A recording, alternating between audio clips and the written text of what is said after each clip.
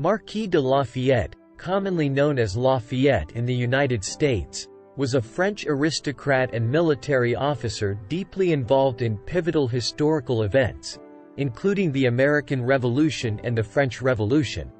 He assumed a leadership role in the American forces, playing a crucial part in significant battles such as the Siege of Yorktown, which played a pivotal role in securing victory for the United States.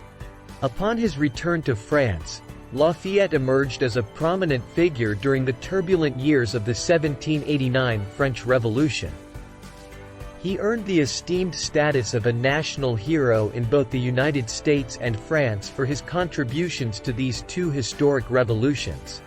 In 1789, Lafayette, Indiana collaboration with Thomas Jefferson played a pivotal role in the crafting of the Declaration of the Human Rights and of the Citizen, a document inspired by the American Declaration of Independence and the principles of natural law, which established fundamental principles for democratic nations. He advocated for the abolition of slavery, in alignment with the philosophy of natural rights.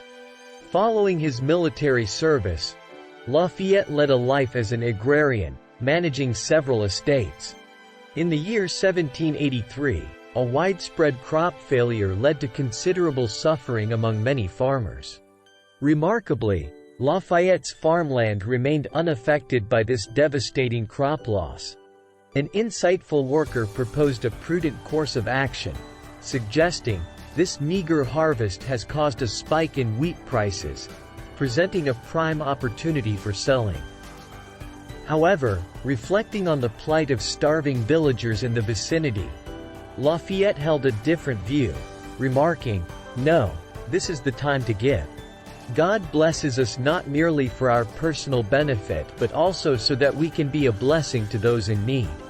The tendency to hoard and strive solely for personal gain is perilous, as it can lead us to lose ourselves and justify any means to achieve those ends, ultimately making us slaves to money. The most potent antidote to greed is to be a generous giver."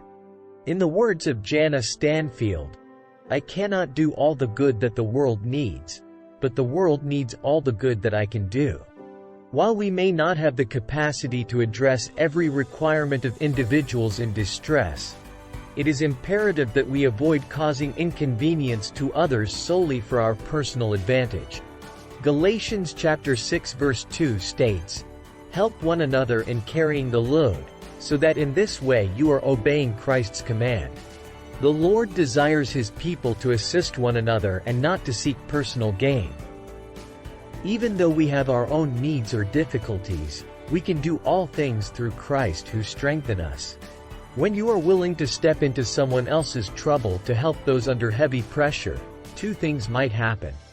Firstly, those grappling with adversity receive blessings in the form of assistance, support, and the warmth of your care.